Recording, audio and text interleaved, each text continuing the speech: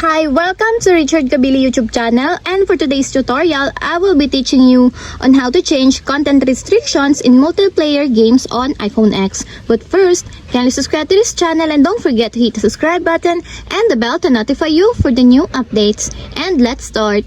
Using your iPhone X from your home screen, first go to Settings.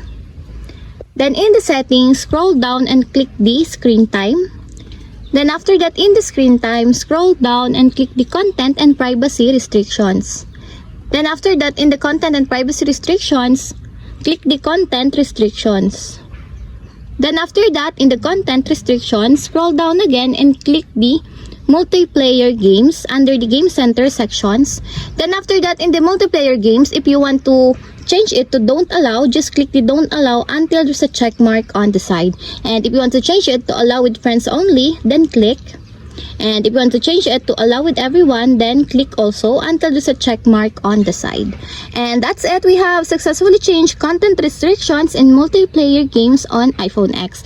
If you have a question, kindly comment down below and don't forget to hit the subscribe button and the bell to notify you for the new updates. And thank you for watching!